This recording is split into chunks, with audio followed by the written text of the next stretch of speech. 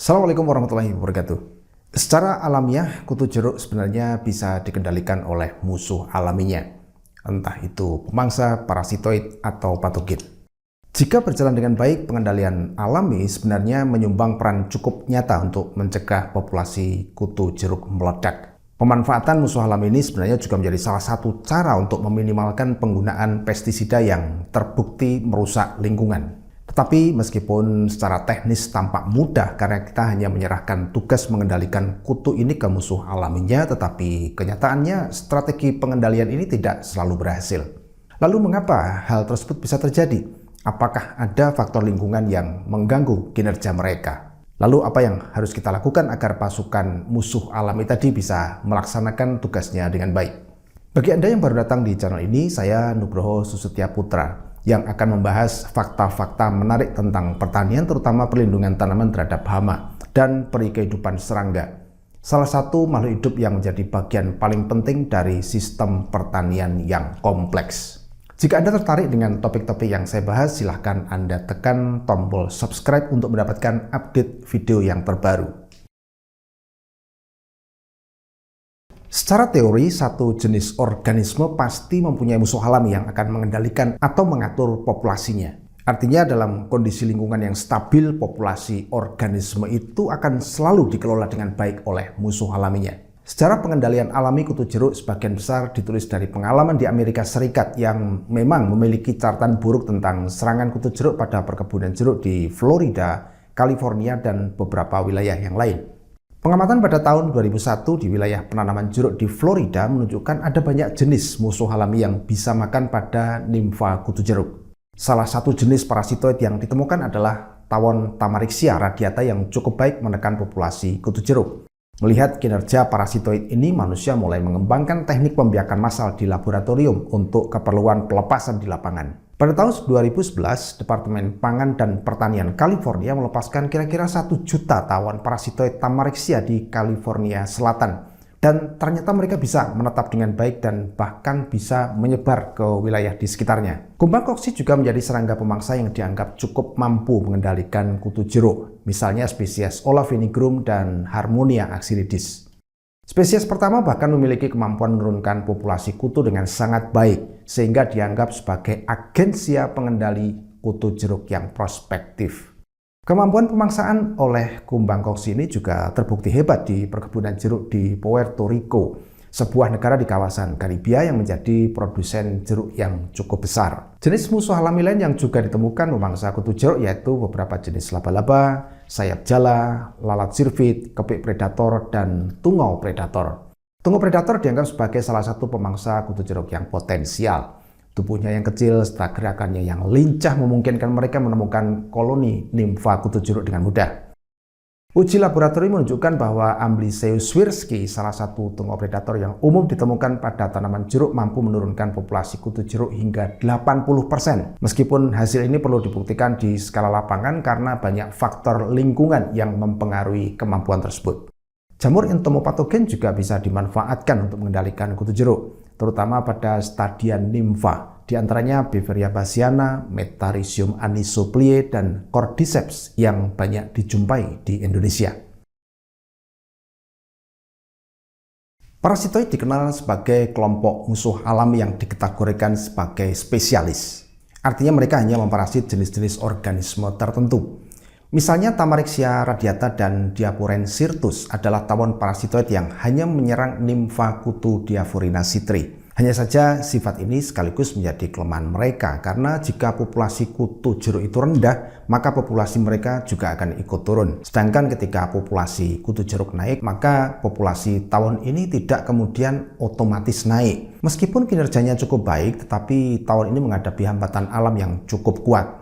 Tubuhnya yang super mini menyebabkan pergerakan mereka banyak terhambat oleh alam, misalnya hujan dan angin kencang. Seperti halnya serangga lain yang mengandalkan indera penglihatan dan penerima rangsang kimia, tawon ini sering kesulitan ketika harus mencari tempat meletakkan telur pada lingkungan yang berangin kencang, atau dalam kondisi hujan lebat, atau suhu yang sangat rendah. Akibatnya pada kondisi-kondisi yang kurang baik tersebut, pergerakan mereka itu cenderung terbatas. Dan hal ini menyebabkan kinerja memparasit menjadi kurang optimal, sehingga populasi mereka juga tidak segera meningkat. Lalu bagaimana dengan predator? Serangga predator kebanyakan memiliki ukuran tubuh yang lebih besar daripada parasitoid.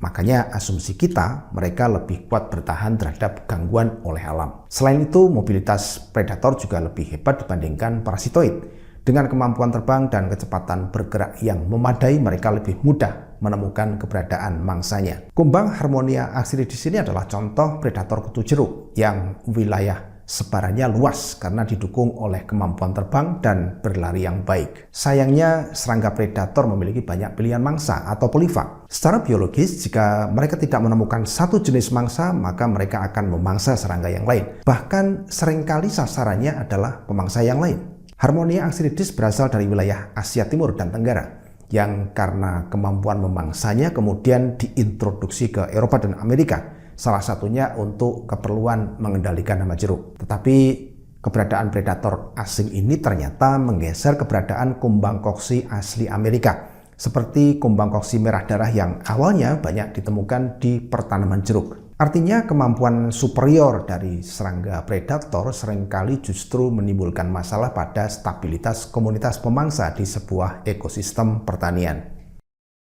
Beberapa patogen bisa menyebabkan sakit dan kematian pada serangga, sehingga kemampuan ini dimanfaatkan manusia untuk mengendalikan kutu jeruk. Salah satu kelebihan dari patogen, misalnya jamur Beveria bassiana, adalah bisa ditularkan dari satu individu ke individu serangga yang lain. Jadi misalnya salah satu individu kutu jeruk itu terkena jamur, kemudian kebetulan ada nimfa yang menyentuh kutu yang sakit ini, maka nimfa tersebut juga sangat mungkin tertular. Ketika nimfa ini bersentuhan dengan individu-individu kutu yang lain, maka penyebaran ini menjadi meluas. Artinya secara teknis, aplikasi jamur entomopatogen ini hanya sekali, dua kali, dan selanjutnya jamur ini akan menular ke koloni kutu jeruk akibat pergerakan mereka. Ada bukti yang menunjukkan bahwa infeksi jamur pada kutu jeruk bisa mengganggu proses probing kutu pada pucuk jeruk. Hal ini tentunya bisa mengganggu si kutu memasukkan alat pencucuknya ke dalam jaringan floem, sehingga diharapkan dapat menghalangi penularan bakteri penyebab Huanglongbing. Tetapi meskipun tampaknya cukup prospektif, pemanfaatan entomopatogen bukan tanpa kelemahan. Salah satu kelemahan yang mendasar adalah kerentanan mikrobia ini terhadap faktor lingkungan, termasuk suhu, kelembapan, radiasi, sinar ultraviolet, air hujan, dan tahap hidup inangnya. Misalnya, Beveria bassiana akan tumbuh dan berkembang dengan baik pada suhu sekitar 30 derajat Celcius. Dan suhu di bawah atau di atas angka tersebut akan menurunkan kemampuannya menginfeksi kutu jeruk. Itulah sebabnya penggunaan entomopatogen untuk mengendalikan kutu jeruk ini membutuhkan syarat yang lumayan ketat agar dapat berfungsi dengan baik. Sebagai contoh, aplikasi sebaiknya dilakukan di waktu sore, ketika radiasi ultraviolet mulai menurun, kelembapan udara cukup tinggi, dan suhunya mulai sejuk. Pada kondisi ideal, spora jamur misalnya akan berada pada kemampuan infeksi yang optimal. Salah satu kendala pengendalian alami adalah peristiwa pemangsaan oleh musuh alami pada predator atau parasitoid. Parasitoid Tamarixia ini misalnya, meskipun cukup bisa diandalkan sebagai musuh alami pada situasi tertentu, tetapi pada kondisi yang lain, larva parasitoid yang hidup di dalam tubuh nimfa kutu jeruk bisa dimangsa oleh kumbang koksi dan menyebabkan kematian hingga mendekati 95%. Silahkan tonton kembali video saya tentang intraguild predation untuk mendapatkan gambaran tentang peristiwa ini. Peristiwa hiperparasitasi, yaitu parasitasi pada parasitoid oleh parasitoid yang lain yang lebih kuat, juga sering mengganggu kinerja musuh alami. Beberapa tawon parasitoid ditemukan memparasit parasitoid kutu jeruk Tamarixia dan Diaporensirtus. Kasus-kasus tadi menunjukkan bahwa kinerja musuh alami itu bisa terganggu oleh kehadiran spesies musuh alami lain yang lebih kuat, yang pada akhirnya menyebabkan populasi kutu jeruk itu lebih bebas untuk berkembang. Fenomena ini juga bisa kita gunakan untuk mempertimbangkan jenis musuh alami yang mungkin akan kita introduksi dari luar, terutama jika jenis tersebut bersifat polifag atau kisaran mangsanya luas. Gangguan pada aktivitas pemangsaan oleh musuh alami juga datang dari semut yang bersimbiosis dengan kutu jeruk. Silakan Anda tonton kembali bahasan saya tentang pengaruh serangga ini pada musuh alami kutu jeruk pada video minggu yang lalu. Populasi kutu jeruk itu naik secara nyata pada saat tanaman jeruk itu menghasilkan pucuk-pucuk daun. Kenaikan populasi kutu ini biasanya segera diikuti oleh kehadiran musuh alaminya. Tetapi di saat itulah biasanya petani itu kemudian menyemprotkan pestisida untuk mencegah terjadinya ledakan populasi. Nah, di sini Anda akan paham jika pestisida tersebut pasti akan mengenai musuh alami juga. Sama halnya dengan serangga yang lain, kutu jeruk juga mengalami resisten terhadap beberapa jenis pestisida. Misalnya golongan imidacloprid, chlorpyrifos, thiamethoxam, lambda-cyhalothrin, dan spinetoram. Sementara di sisi lain, bahan-bahan beracun ini berdampak buruk pada kehidupan musuh alami, terutama jenis-jenis yang pergerakannya terbatas, misalnya larva kumbang koksi, kemudian tungau predator, dan laba-laba. Residu pestisida ternyata juga bisa mempengaruhi perilaku musuh alami dewasa, misalnya menghindari tempat atau bagian tanaman yang terkena percikan pestisida untuk meletakkan telur atau mencari mangsa. Jadi di satu sisi populasi kutu jeruk cenderung bertahan akibat proses resistensi, dan di sisi yang lain musuh alami yang mestinya itu mengendalikan populasi mereka itu enggan datang atau mungkin telah terbunuh. Untuk mendapatkan layanan yang baik dari musuh alami, maka kita harus memulai upaya membuat mereka itu nyaman tinggal di kebun jeruk kita untuk melakukan tugasnya. Upaya pertama adalah meminimalkan atau mengatur penggunaan pestisida untuk menurunkan populasi kutu jeruk tetapi tetap aman bagi musuh alami. Atau jika terpaksa harus menggunakannya, maka kita bisa merotasi penggunaan pestisida berbahan aktif tertentu dengan pestisida berbahan aktif yang lain. Dengan demikian, tekanan pestisida pada kutu jeruk itu bisa dikurangi sehingga proses pembentukan ketahanan itu bisa diperlambat. Upaya yang kedua adalah mendayagunakan semua jenis musuh alami yang sudah lama menetap di kebun jeruk kita. Tentu saja jenis musuh alami yang ditemukan di satu lokasi itu bisa berbeda dengan jenis di lokasi yang lain. Musuh alami tadi bisa hidup nyaman jika usaha yang pertama tadi bisa kita laksanakan dengan konsisten. Upaya ketiga adalah menyediakan tempat tinggal yang dekat dengan kebun jeruk, misalnya dengan menanam tumbuhan refugia yang menyediakan tempat tinggal dan makan tambahan.